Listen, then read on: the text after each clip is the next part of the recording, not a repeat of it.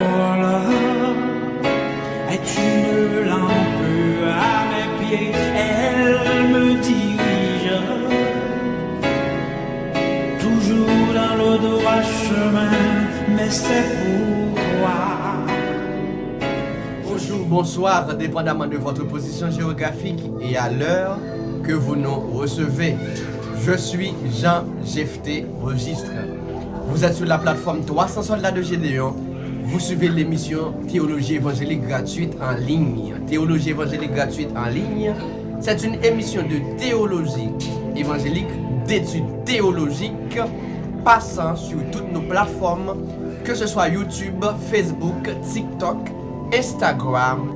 Mes chers amis, comme nous l'avons déjà annoncé, aujourd'hui nous allons parler de la régénération et de la justification, qui sont deux éléments constitutifs du salut. Juste avant d'aller plus loin, prions. Dieu de gloire, Dieu de toute puissance, d'éternité en éternité, tu es Dieu. Nous voici devant ta majesté bénie, Père, invoquer ton nom. Au nom de ton Fils Jésus-Christ, nous tenons devant ta face, Père de gloire, pour te demander ton assistance durant cette émission. Nous te demandons aussi, Père de gloire, de nous illuminer davantage afin que nous puissions comprendre ta parole pour l'impactation, pour Amen, et l'élargissement de ton royaume. Nous te prions non en vertu de nos œuvres méritoires, mais au nom de Jésus-Christ, ton Fils unique. Amen.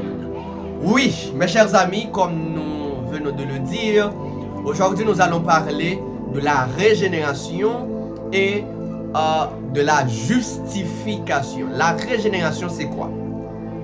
La régénération ou nouvelle naissance, c'est un élément constitutif du salut. L'entretien du Seigneur Jésus-Christ avec le docteur Nicodème dans Jean chapitre 3, il dit à Nicodème: en vérité, je te le dis, si un homme ne naît de nouveau, il ne peut entrer dans le royaume des cieux. Oui, le Seigneur Jésus-Christ parle ici de la régénération. Le verset 10, dans Jean chapitre 3, le Seigneur Jésus-Christ dit à Nicodème: tu es le docteur d'Israël et tu ne sais pas ces choses. C'est parce que ces enseignements se trouvaient déjà, mes chers amis, dans l'ancienne alliance. Ce que nous voyons dans Ézéchiel chapitre 18, le verset 31, il stipule: rejetez loin de vous toutes les transgressions par lesquelles vous avez péché.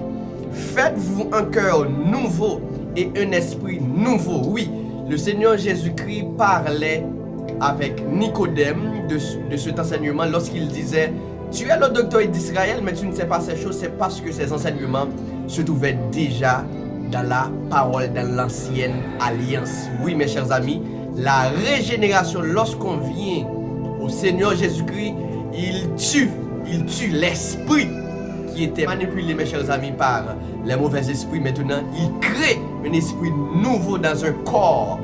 Et cet esprit nouveau a besoin de quoi? Cet esprit nouveau a besoin de la parole comme nourriture, a besoin de la foi, a besoin de la louange, de l'exaltation, de l'adoration pour se faire grandir. Alors, lorsque cet esprit-là, mes chers amis, que Dieu crée dans le croyant qui vient au Seigneur Jésus-Christ, cet esprit a besoin de sa nourriture jusqu'à ce qu'il puisse dominer sur l'âme et sur le corps. C'est dans cette optique que David, quelque part, il a dit: mon âme bénit l'Éternel. Il vient à un niveau, il a la puissance de dire à son âme: bénis l'Éternel. Une personne qui agrandit son esprit dans l'étude de la parole, dans la prière, etc., dans la foi et l'exercice de la foi à Dieu, cette personne est devenue un chrétien spirituel. C'est là la différence entre un chrétien spirituel et un chrétien charnel. Maintenant, mes chers amis, c'est la régénération que nous venons de parler et de des exemples autour de cet élément.